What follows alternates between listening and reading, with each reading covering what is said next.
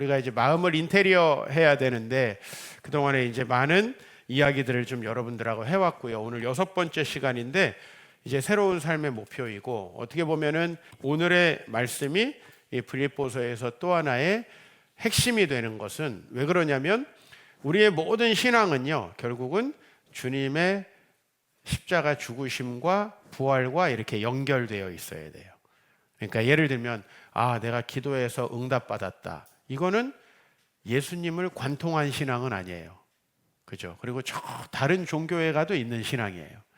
우리 신앙의 가장 근본적인 특징, 또 우리가 거쳐야 되는 것은 바로 이제 예수님의 십자가의 죽음과 부활인데, 오늘이 이제 종려주일이고, 예수님께서 이제 십자가에 죽으시고 부활하신 것을 기념하는 주일이 다음 주인 거죠. 그러니까 이 한 주가 어떻게 보면 기독교에서 가장 중요한 한 주일이고, 우리 주님께서 그렇게 하셨구나가 아니라, 나에게도 그 일이 실존적으로 벌어져야 되는, 내 안에도 그리스도의 죽음과 부활의 사건이 같이 더불어 일어나야 되는 것이죠. 그것이 이제 여러분의 삶의 목표가 되어야 한다. 대충 오늘 이야기는 그런 얘기인데, 말씀이 어려워서 좀 결론부터 이렇게 드리고 시작을 합니다. 새로운 삶의 목표가 그래서 마음을 채우게 되는 것인데, 또 세례 받고 또 입교, 유아 세례, 뭔가 새로운 시작을 우리가 하기에 아주 좋은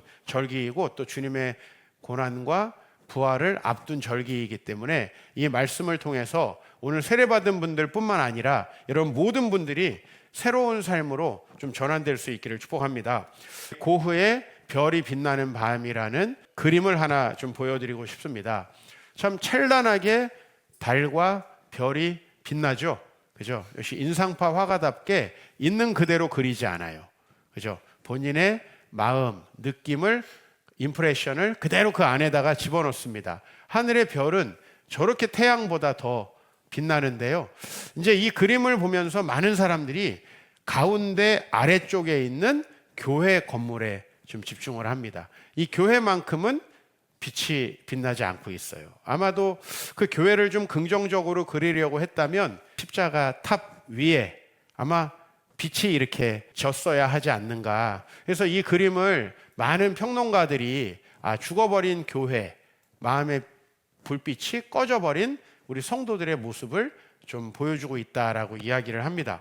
여러분 알다시피 고흐는 목사님이 되진 않았지만 목사님이 되려는 소망을 갖고 있던 사람이고, 또 한때 전도사님으로 사역도 했던 사람이죠. 나중에는 좀 빠르게 이제 그림을 불꽃같이 그리고서는 세상을 떠났지만은 이 교회 그림이 참 우리에게 남습니다. 사실요, 우리가 이런 그림을 보면 19세기에 타락해버린 교회 이렇게 얘기합니다. 그러면 왠지 우리하고 아무 상관이 없잖아요. 그죠? 우리가 저 교회 뉴스에 나왔더라. 그러면 왠지 나는 그 교회와 전혀 상관없어 보이지 않아요? 그런데 사실은 성경은 그 건물이 교회가 아니고 그 건물의 안에 예배를 드리고 있는 사람들이 교회라고 이야기를 하고 있고, 그렇다면은 이 교회는 사실은 외적인 불이 꺼지거나 아니면 성직자 몇 명이 타락한 교회가 아니라 마음의 십자가의 불빛이 꺼져버리고 하나님의 나라를 향한 열망이 꺼져버린 그런 교회, 그죠? 그래서 제가 지난번에 한번 보여드렸죠. 교회 안에 있는 모습들을 고흐가 또 그렸는데 다 자고 졸고, 금요기도회 때 제가 한번 보여드렸어요. 그 전혀 예배에 관심 없는, 그리고 젊은 사람이 거의 없는 교회. 어떻게 보면 또 지금 한국교회라고도 살만이 상당히 닮아 있는데, 그 한국교회는 바로 우리고, 오늘 이 빌립보서가 이야기하는 마음이 병들어버린, 마음의 십자가에 대한 열망이 다 꺼져버린 예수님의 죽음과 부활 그저 형식적으로 고백하는 그런 교회였어요. 그래서 이제 오늘 말씀은 좀 어려운 말씀이기도 하고 굉장히 많은 개념들이 등장을 하는데, 그 개념을 하나로 묶을 수 있는 3장 13절 말씀으로 우리 마음에 무엇이 채워져 있어야 하는가, 새로운 삶의 목표가 채워져 있어야 한다. 기독교라는 것은 결국은 내가 내 욕망과 내 생각대로 자연인의 상태로 살아가면서 나에게 문제가 있다는 것을 인지하고 그 마음에 나에게 세상에서 주입된 목표가 아니라 하나님께서 나에게 주신 목표, 나를 정말 아름답게 하고 복되게 하고 나뿐만 아니라 우리 가정, 이 세상을 복되게 하는 새로운 목표를 하나님께서 우리에게 주시는데 그 목표로 우리를 채워야 한다는 말씀인데 3장 13절 말씀을 보면은 형제들아 나는 아직 내가 잡은 줄로 여기지 아니하고 오직 한 일, 즉 뒤에 있는 것은 잊어버리고 앞에 있는 것을 잡으려고 한다라고 돼 있어요. 즉 나는 이 한 가지 일에만 집중한다. 기독교인으로서 하나님을 알고 있는 이 바울은 그 한 가지 일에만 집중하겠다고 합니다. 한 가지 일. 그 한 가지 일은 뭐냐면 뒤에 있는 건 잊어버리고 앞에 있는 것을 잡으려고 한다는 거죠. 어떻게 보면 과거는 있고 미래를 위하여 뭐 이렇게 생각할 수도 있고, 내가 지금까지 살았던 삶을 좀 정리하고 좀 새 삶으로 나아간다 이런 의미이기도 한데 그러면 뒤에 있는 건 뭐고 앞에 있는 건 뭐냐가 이 3장에서 주로 얘기하고 있는 거예요. 그래서 그 사도 바울이 좀 똑똑하다 얘기할 수 있는 건 같은 개념을 되게 다양하게 표현했다. 본인은 똑똑하지만 우린 어렵다. 그죠? 그런 글들을 우리가 볼 때는 어렵습니다. 지나치게 똑똑한 사람이 쓴 글은 어렵습니다. 왜 어렵냐면 한 가지 개념을 다양하게 표현하기 때문에. 우리 그걸 놓치기 쉽기 때문에 오늘 그것만 좀 우리 잡고 가십시다. 먼저 뒤에 있는 건 뭐냐? 뒤에 있는 거는 첫 번째로는 3장 7절에 무엇이든지 내게 유익했던 것을 그랬어요. 즉 나에게 유익한 것을 쫓는 삶이에요. 그러면 한번 질문을 드려볼게요. 나에게 유익한 것을 쫓지 않은 사람들이 여기 있나요? 두 번째로는 나에게 유익한 것을 열심히 쫓았는데 진짜 행복하고 풍성하고 위대한 삶을 여러분들은 살아왔나요? 그게 아마 아닐 것입니다. 즉, 이 세상의 삶은 뭐냐면 나에게 유리한 대로 막 머리를 굴려서 사는데 결과적으로 살아보니 나에게 굉장히 좋지 않는 삶의 결과들이 오는 거예요. 아름다운 가정을 이루려고 열망하지만 그래서 그 열망을 위해서 싸우고 다투고 뭐 주도권을 쟁취하고 하지만 또 뭐 물질에 뭐 권세에 막 하지만 결국은 그게 잘 안 되는, 그죠? 그런 삶이에요. 그래서 여러분 이 뒤에 있는 건 뭐냐면 나에게 유익한 것을 목표로 하던 삶이에요. 자, 두 번째는 육체를 자랑하는 삶이에요. 3절과 4절에 사도 바울이 육체를 신뢰한다라는 표현을 3번이나 씁니다. 이 육체를 신뢰한다라는 건 뭐냐면 내가 자랑할 것이 내가 이 세상에서 이룬 어떤 가시적인 것들이라는 거예요. 자, 그러면 그 자랑할 만한 업적을 세워놓는 것이 나쁘냐? 예를 들면 우리가 열심히 운동을 해서 근육질에 건강한 몸이 되는 거 나쁘냐? 안 나쁘죠. 우리가 열심히 뭔가 노력해서 내 목표를 이룬 거, 이루지 않은 것보다 안 나쁘죠. 그죠? 근데 왜 육체를 자랑하는 건 뒤에 있는 거라고 얘기했냐면 아주 아이러니하게도 우리에게 정말 자랑할 만한 것이 있는데 그거를 누리지 못했으니까 작은 걸 자랑한다. 그죠? 우리 아이들이 받아쓰기 100점 맞은 거 와서 자랑합니다. 그죠? 지금 자랑하시는 분들 있나요? 초등학교 2학년 때 수재였다. 받아쓰기 다 맞았다. 자랑하는 사람 있나요? 없죠. 왜 없냐면 사실 그것보다 더 자랑할 것이 좀 더 있기 때문이에요. 이해 가시죠? 그러면 그걸 계속 자랑한다는 건 뭐예요? 그 이후엔 자랑할 게 없다는 얘기예요. 우리가 예수를 믿으면서 왜 육체를 신뢰하고 자랑하는 게 불쌍하고 가련한 거냐면은 예수님을 믿고 그 예수님을 우리가 경험하면 어마어마하게 좋은 게 있어가지고 옛날 게 잘 생각이 안 난다는 거예요. 그런 개념이에요. 근데 아직도 육체를 자랑해요. 교회 다니면서도 내가 학교 어디 나왔고 뭐 무슨 어디서 상 받았고 내가 뭐 집은 어디 살고 이런 걸 자랑한다는 건 훨씬 좋은 걸 내가 경험하지 못했다. 그 얘기예요. 세 번째는 그러니까 율법, 규칙을 지키는 신앙이에요. 9절에 보면 내가 가진 의는 율법에서 난 것이 아니라고 했는데 여전히 내가 이렇게 난 안 빠지고 교회를 나왔어. 나는 교회 생활을 오래 했어. 뭐 우리 집안은 이런 집안이야. 이런 걸 자랑하는 건 뭐냐면 기독교의 정수, 복음의 핵심을 경험하지 못했어요. 그러니까 내가 어느 교회에 다녀? 나는 어느 교회에서 개척 멤버야? 이런 거 자랑할 게 아니라 그랬죠? 왜 그러냐면 그건 사실 자랑할 거예요. 맞죠? 우리 교회가 잘 됐을 때 개척 멤버가 훌륭하다는 생각을 사람들이 할까요? 안 할까요? 하겠죠, 당연히. 우리 교회가 잘 됐을 때 헌신하고 애쓴 사람들에게 공로를 인정해야 될까요? 안 해야 될까요? 근데 왜 그것이 자랑되어서는 안 되냐면 훨씬 더 위대한 게 있기 때문이에요. 그러니까 이게 없으면 그거 자랑할 수밖에 없잖아요. 우리 왕년에 이렇게 얘기하는 사람들 좋아요, 안 좋아요? 이걸 라떼라고 하잖아요. 근데 왜 그런 것들이 별것 아니냐면 주님 안에서 진짜 앞에 있는 것, 이제 아직 안 왔어요. 아까 3장 13절 다시 보면 그거 왔어요, 안 왔어요? 내가 아직 잡은 줄로 여기지 않고 사도 바울은 아직도 진행 중이에요. 거기로 가기 위해서. 그 앞에 있는 건 뭐냐라는 거예요. 첫 번째로 내 주 그리스도 예수를 아는 지식을 계속 쌓아가는, 이거는 성경 공부를 얘기하는 게 아니죠. 성경 공부도 다 그분을 경험하기 위해서, 그죠? 아브라함을 우리가 공부하는 것도 아브라함과 같은 믿음으로 한번 살아보려는 트리거가 되게 하기 위해서 아브라함을 공부하는 거지, 아브라함을 연구해서 여러분은 별 의미가 없죠? 저에게는 의미 있어요. 왜냐면 아브라함 뭐 이런 걸 잘 설명하면 또 좋은 목사라는 칭호를 받을 수도 있어. 그렇기 때문에 저한테는 필요하지만 성도님들에게는 진짜 하등 그것이 의미가 없어요. 경험되지 않는다면. 물론 저에게도 그래요. 예수님을 자랑하는 삶이에요. 그러면 예수님을 자랑하는 삶이 다른 게 자랑할 게 없어서냐? 그게 아니라는 거예요. 사도 바울 자랑할 게 많았어요. 로마 시민권 나면서부터. 율법으로는 바리새인. 바리새인은 요새로 말하면 최고의 학벌과 성공을 보장하는 거예요. 유대인 사회에서. 그죠? 그리고 혈통 좋아요. 근데 여러분, 예수를 자랑한다는 건 그렇게 자랑할 게 없어서가 아니라 사도 바울은 자랑할 게 많았는데 그런 자랑할 것이 이거에 비교해 보니까 어때요? 별 자랑할 것도 아닌 거예요. 예? 애들이 뭐 나이키다, 프로스펙스다. 얼마나 유치해요. 예, 프로스펙스 얘기해서 미안합니다. 예. 옛날엔 비슷했어요. 예, 우리 어린 시절에는.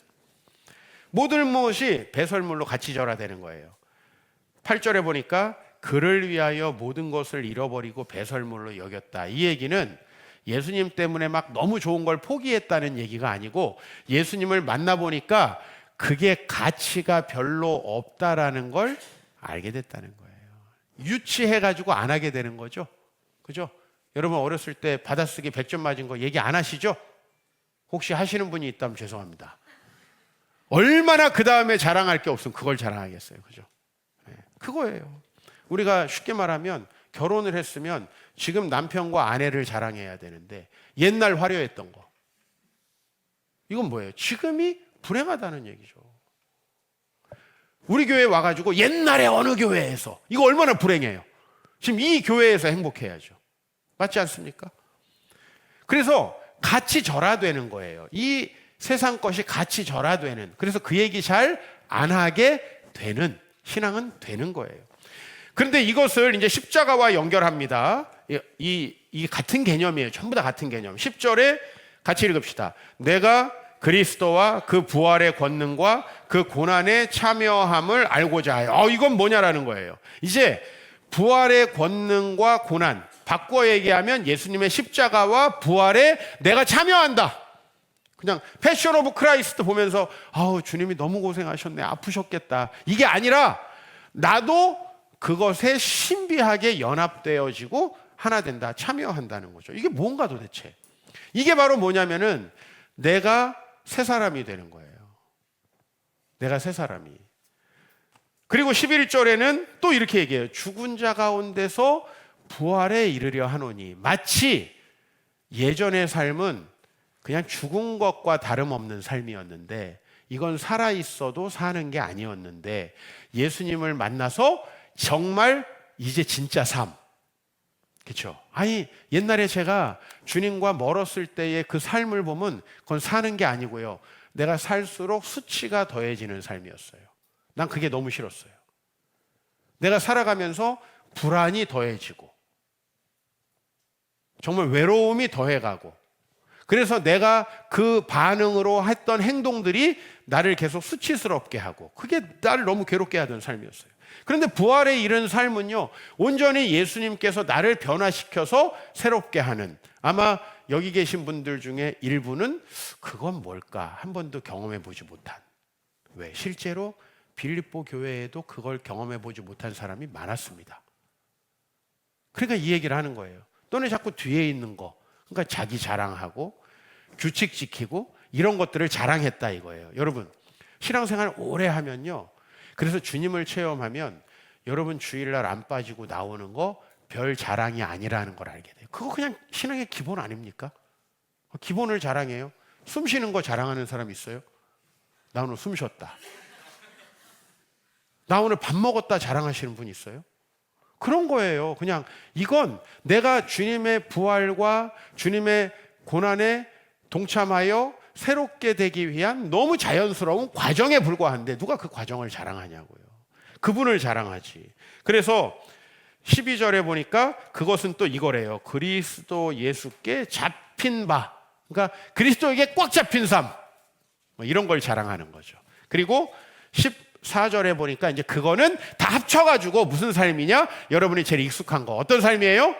표대를 향하여 부름의 상을 위하여 달려가노라. 이따 찬양하면서 또 한번 할 거예요. 표대를 향하는 삶이라는 거예요. 그게 즉 저 앞에 내가 영원히 완벽하게 도달할 수는 없지만 내가 일부에만 도달해도 벌써 내가 누리고 있는 이 하나님 나라가 과거와는 전혀 다른 삶을 나에게 주고 있기 때문에 자랑하고 싶은 그거죠. 그걸 향하여 바로 3장 13절 다시 돌아가서 그게 오직 한 일, 여러분이 마음에 새로운 삶의 목표를 채우는 거예요. 원래 우리 인간은 에덴 동산에서 이렇게 살아가는 거예요. 하나님께서 부여하신 책임, 그게 뭐냐면 경작하고 지키는 거예요. 그죠?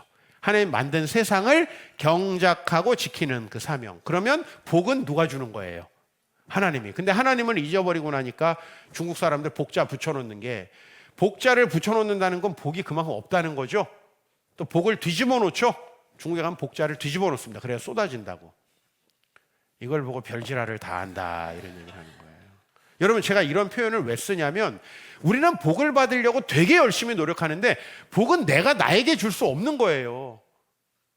여러분, 내가 여러분 복 주겠습니다 그러면 쥐나 복 받지 이런 생각이 안 듭니까?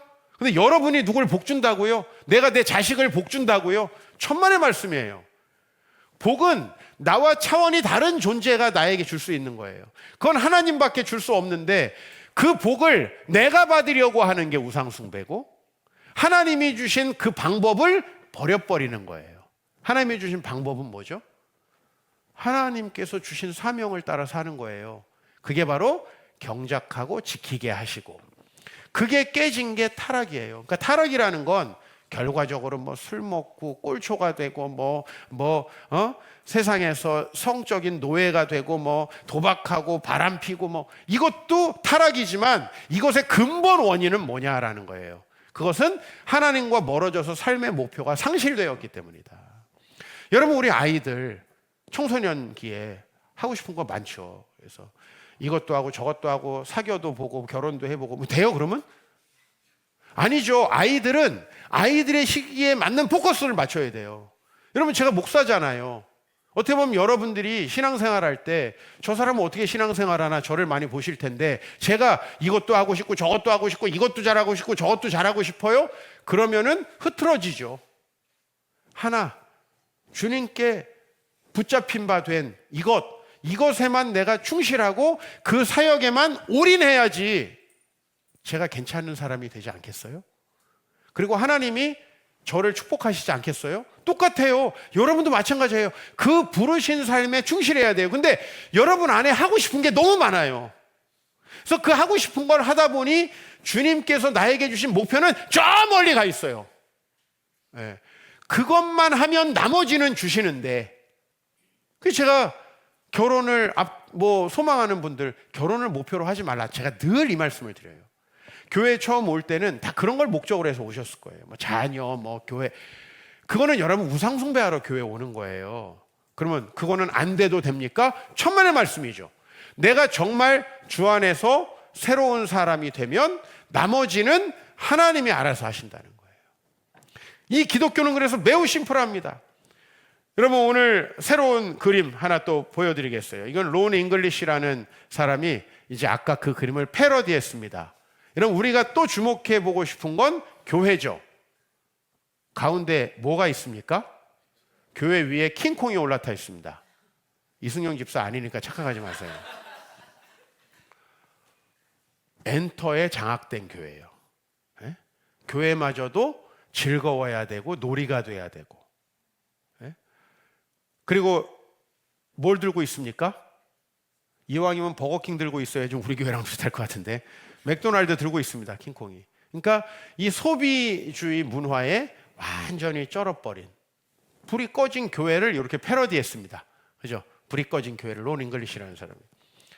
여러분 이렇게 우리가 교회를 다니면서도 옛날 것, 그 다른 것들을 자랑한다면 여러분들은 사실은 비난받을 대상이 아니라 되게 불쌍히 여겨져야 될 대상이라는 거예요. 마치 할머니가 옛날에 나 이랬어 이런 걸 자랑하는 거죠.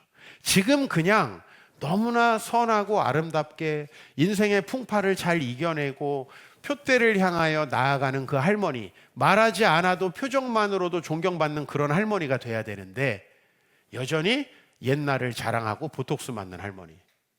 어떠세요? 옛날로 돌아가고 싶어서.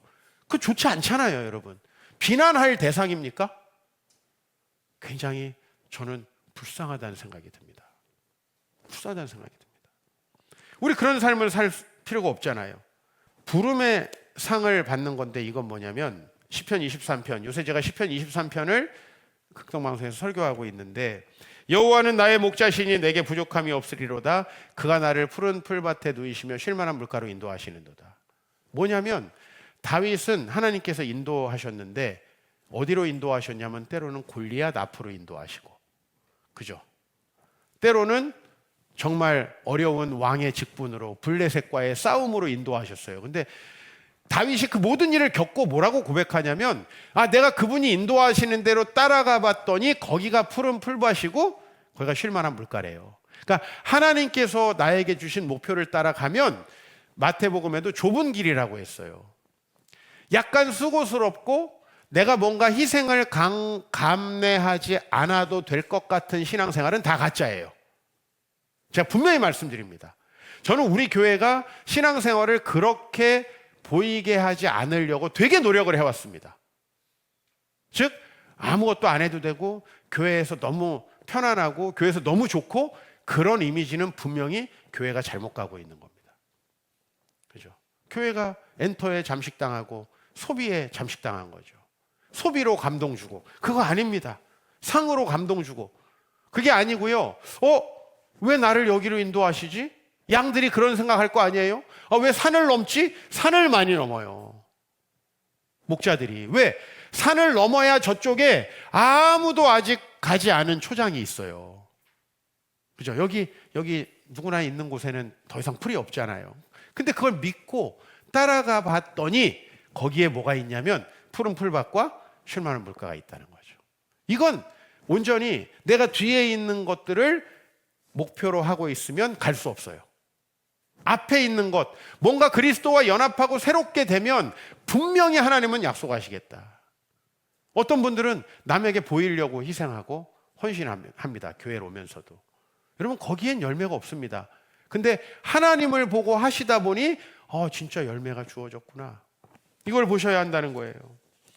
여러분 그래서 빌립보서 4장 12절 13절에서 이제 우리는 이 바울이 말하는 그 경지를 알 수 있어요. 같이 읽어보겠습니다. 시작. 나는 비천에 처할 줄도 알고 풍부에 처할 줄도 알아.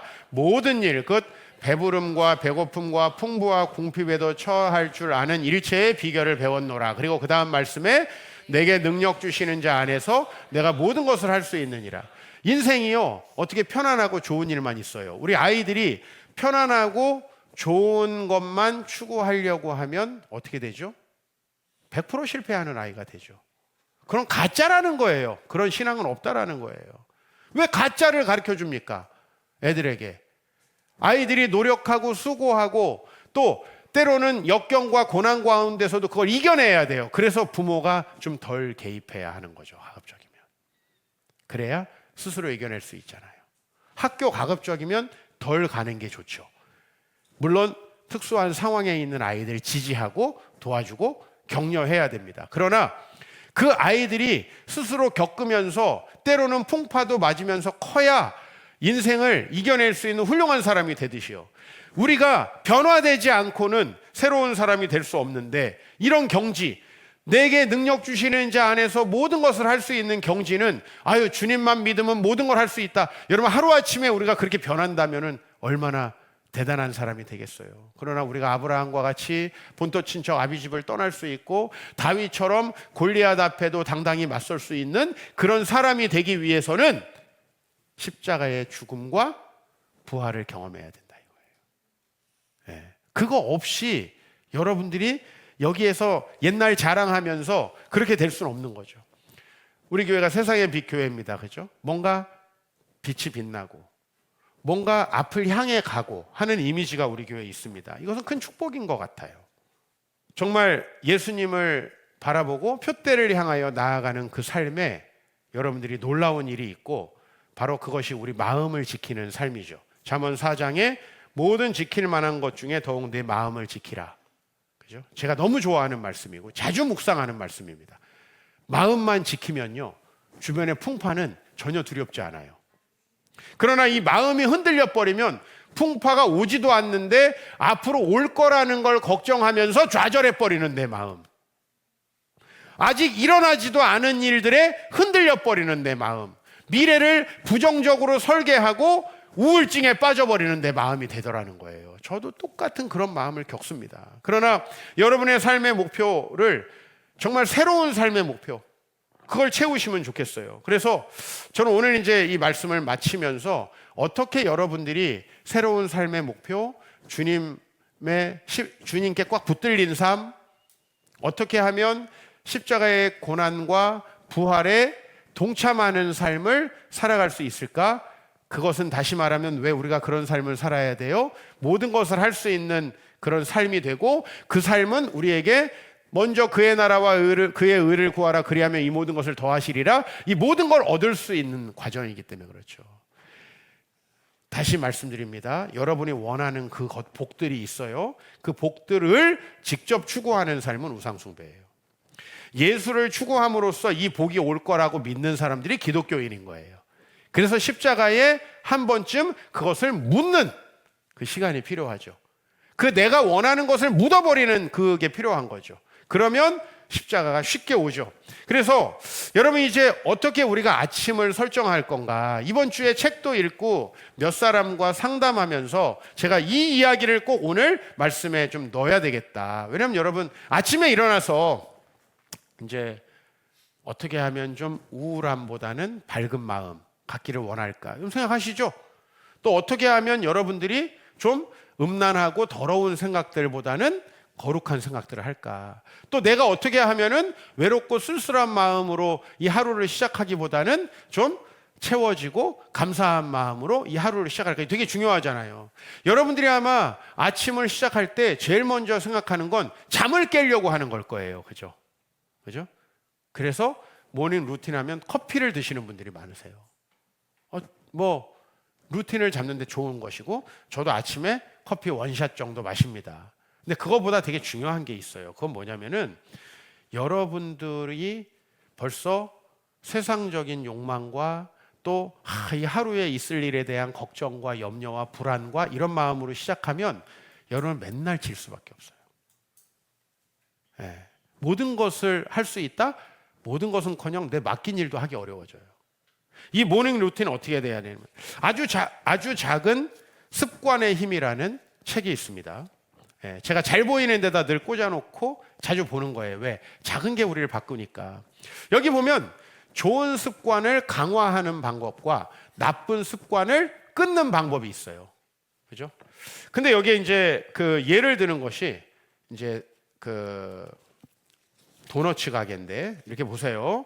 내가 도넛을 먹는 습관은 어떻게 생기느냐 하면 먼저 도넛이 뭐 여러분 도넛 생각하고 막 인생을 살진 않잖아요. 그죠? 근데 길을 가다 보니 뭐가 있어요? 도넛 가게가 있어요. 도넛 가게는 일부러 굽고 문을 활짝 열어놓고 여러분들에게 도넛 냄새를 풍기는 것 같아요. 그죠? 그 아침에 정말 도넛 냄새 장난 아니잖아요. 그죠? 자, 그래서 이게 미국 사람이라 이런 책을 썼을 거예요. 우리나라 도넛 아침에 안 먹지만 미국 사람은 도넛에 커피 이거 먹잖아요. 그러니까 이제 그 유혹을 매일 먹고 이제 살찐 사람들 얘기를 하는 거예요. 먼저 우리에게 어떻게 나쁜 습관이 생기느냐? 신호가 온대요. 신호. 두 번째는 그 신호가 하고 싶다는 열망으로 바뀌어요. 세 번째는 그걸 어떻게 합니까? 반응을 합니다. 열망에 대해서. 그리고 보상이 일어나요. 너무 만족스럽고 맛있고 그렇죠. 몸은 어떻게 됩니까? 그런 거예요. 그래서 여러분들이 이제 이걸 끊고 싶다면 그리고 좋은 습관은 우리가 키워가야 되겠죠? 그죠? 그러기 위해서 자, 4가지 단어를 제가 주보해 드렸어요. 신호, 반응, 열망, 반응, 보상. 신호, 열망, 반응, 보상. 이 과정으로.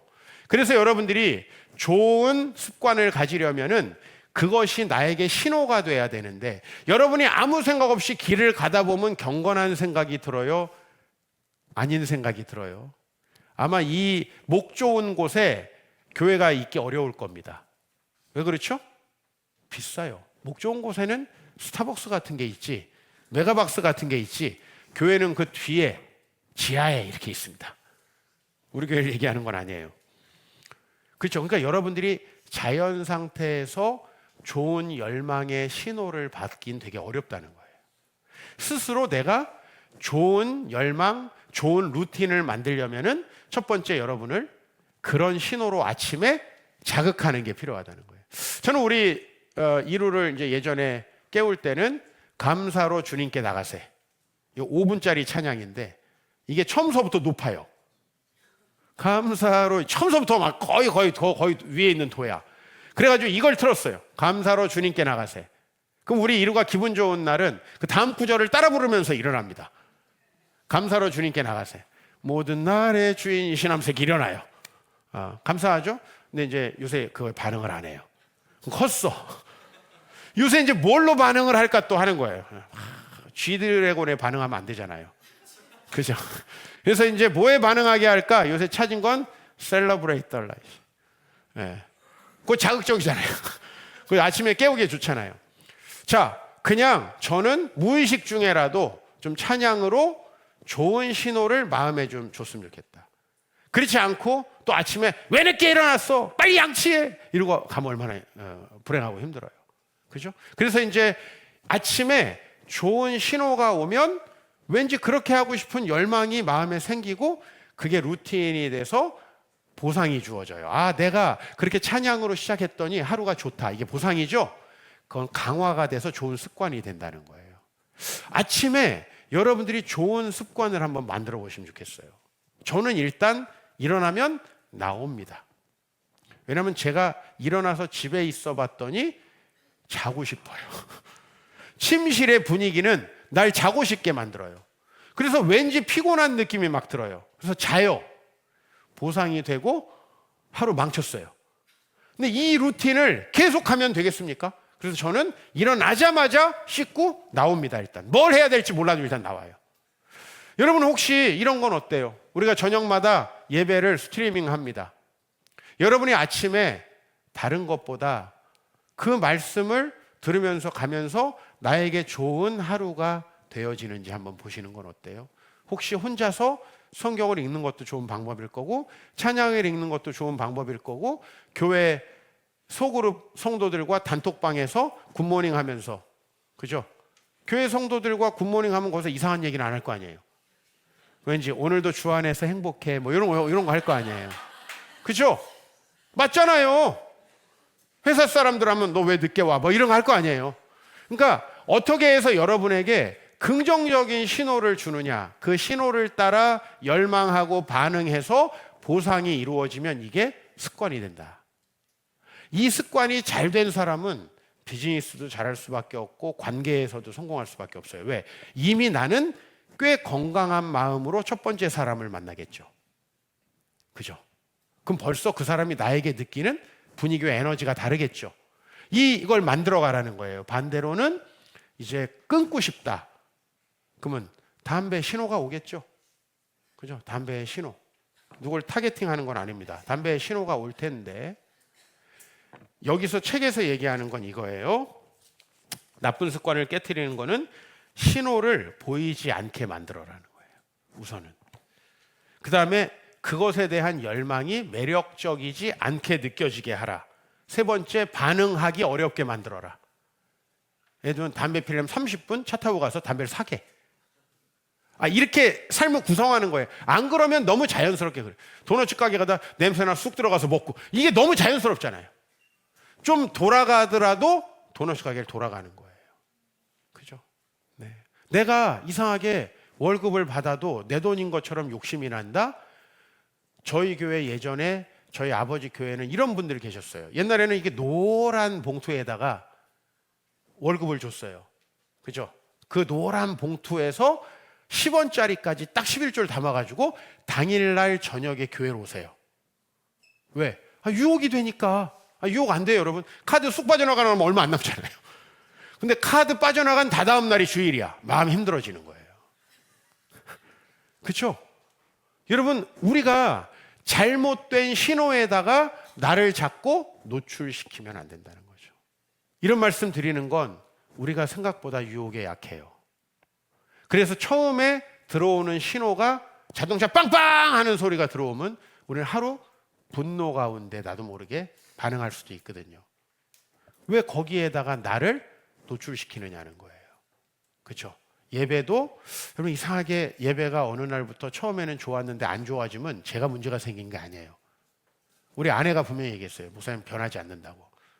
우리 아내가 똑같은 인간이다. 변하지 않는다. 저 변한다는 얘기는 거의 못 들어봤어요.